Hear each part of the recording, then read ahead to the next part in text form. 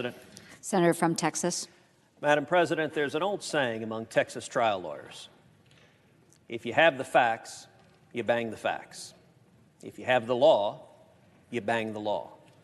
If you don't have either one, you bang the table. We've seen a whole lot of table banging right here on this floor. The senator from Colorado spent a great deal of time yelling, spent a great deal of time attacking me personally. He did at one point briefly rise to defense of my father. I appreciate that gesture.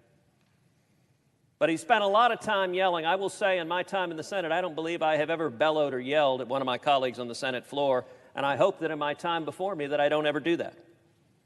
I think we should discuss issues and substance and facts and not simply scream and yell at each other. So let's go over some of the facts. In the senator from Colorado's angry speech, he did not dispute, number one, that he and every other Senate Democrat in 2013 voted for 350 miles of border wall. That's a fact. He has voted for 350 miles of border wall, as did every other Democrat in this chamber at that time. Number two, he did not dispute that in December of last year, the then Republican House of Representatives voted to fund the government, to fund the entirety of the government, and to secure the border. And the senator from Colorado, and I believe every other Democrat, filibustered that bill and caused the shutdown. Madam President, I voted to take up that bill. You voted to take up that bill. Had we taken up the bill, had we simply passed the bill the House of Representatives had passed, funding the government and securing the border, the government would never have shut down. And so it takes some degree of chutzpah to stand up after filibustering funding for the government, as the Democrats did, and to blame the shutdown on the opposing party. Senator from Colorado did not dispute the Republican House voted to fund the government, and he and his Democratic colleagues filibustered that, which caused the shutdown. And number three, the senator from Colorado did not dispute that the stated reason the Democrats filibustered that bill is because it authorized the funding of 234 miles of wall. Now, I have to say, Madam President, I find it amusing. A new adjective has creeped in. It's now not 234 miles of wall, it's medieval wall. I don't know if there's something in there that has a moat and has catapults and they're throwing burning tar. Medieval wall now. It's kind of an odd thing. It does raise the question, well, if walls are medieval, why did the senator from Colorado and every other Democrat in 2013 vote for 350 miles of medieval wall? To the extent walls are medieval, they presumably were medieval in 2013 just as much as they are now. You know, the president has a good observation. He said, I'll tell you something else that's medieval, the wheel. There's a reason the wheel is medieval, because it rolls things and it works. Walls are effective. Unlike the senator from Colorado, I live in a border state. We have 1,200 miles of border. I have spent a great deal of time down at the border with Border Patrol agents. We have miles and miles of wall right now that are working. I've been to those walls, not once, not twice, but over and over and over again. One of the rich things about this chamber is senators from states nowhere near the border presume to lecture border states about what it's like on the border and what works securing the border. Walls are effective, and I'll tell you, every single Border Patrol agent I've asked that. And I have asked dozens, probably hundreds of Border Patrol agents. Are walls effective? Unquestionably, they say yes. Now, let's not construct a straw man. Walls aren't the only thing. You need technology. You need boots on the ground. You need all sorts of other tools. But walls, the critical point in intercepting someone crossing over illegally is the time between detection and interception. And what a wall does is slows down the traffickers to give the Border Patrol time to intercept them. And by the way, we've seen it over and over again in San Diego when they built the wall. The illegal traffic plummeted. In El Paso, when they built the wall, the illegal traffic plummeted. But now the Democrats, their position It's not substantive. They voted for 350 miles of wall. So why are they shutting the government down over 234 miles of wall? It's not substantive, it's political. Okay, we get they hate Donald Trump. If anyone in America had missed that point, that they really, really, really don't like this man, their yelling and screaming and bellowing has made that abundantly clear.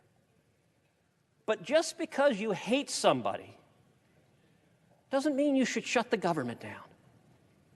I voted to keep this government open right now today.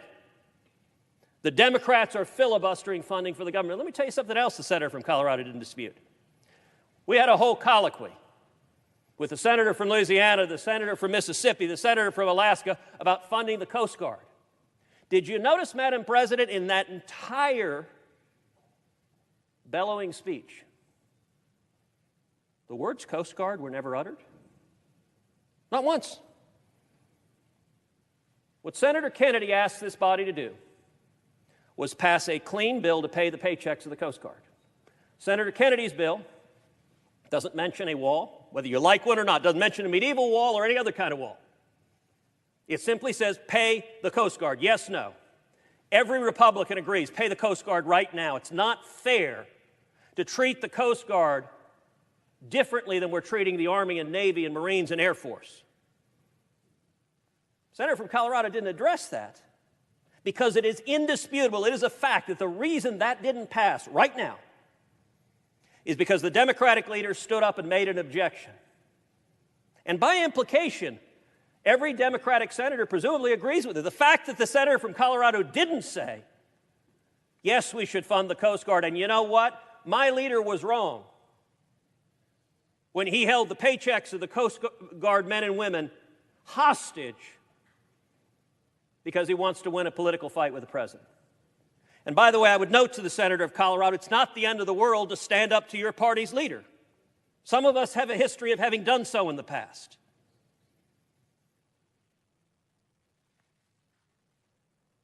We're now in the longest government shutdown in history. This shutdown needs to end. The American people want it to end.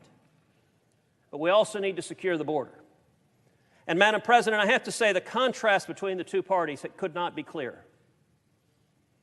The president has repeatedly said he wants to negotiate and he wants to compromise. He said he's willing to meet in the middle. He hasn't insisted on every mile of border wall he asked for. He hasn't insisted on every single dollar of border security. He said, let's meet and compromise. Republicans on this side of the chamber have said, let's compromise in the middle. In the position of Senate Democrats, they will not negotiate, they will not compromise, period. So their position, how many miles of wall can be built? 0. They're not to 1 yet. When it comes to negotiating, their position is not an inch of wall can be built, even though we, the Democrats, already voted for 350 miles of it. Why? Because Donald Trump's president. That is an extreme and radical position. And look, I understand folks watching at home, it's hard to tell. You're reading the news, it seems like both parties are bickering. It's hard to tell what's happening, particularly because on the Senate floor, there's a lot of procedural mumbo-jumbo. If you want to understand what's going on, the exchange between Senator Kennedy and Senator Schumer illustrates it all. Senator Kennedy's bill did one thing and one thing only. It paid the salaries of the men and women of the Coast Guard. It didn't touch any other issue. Every Republican agrees with that bill. And the Democrats objected and said, we will not pay the Coast Guard. Had they not objected, we could put that bill on the president's desk today and they could get their paychecks right now. That is emblematic of the approach of Senate Democrats. And so, you know, when the senator from Colorado stopped screaming at me, he then engaged in a bit of historical retrospective about the great framers of our Constitution that I enjoyed and that I very much agree with. I am someone who's spent a lifetime devoted to the Constitution. I am inspired by the framers who gave us this extraordinary democratic republic. The senator from Colorado called for members of this body to aspire to be more like this men and women that gave us this country, gave us this republic if you can keep it, as Benjamin Franklin put it. And I concur with that, and what I would urge the senator from Colorado is to reach out to his Democratic colleagues and counsel compromise. I am urging my colleagues on this side to do the same, and the difference is the Republicans are willing to compromise, have offered to compromise, and in fact, just now sought to pay the Coast Guard, and the Democratic position is no, no, no, we object. That is partisan, it is extreme, and it is not behavior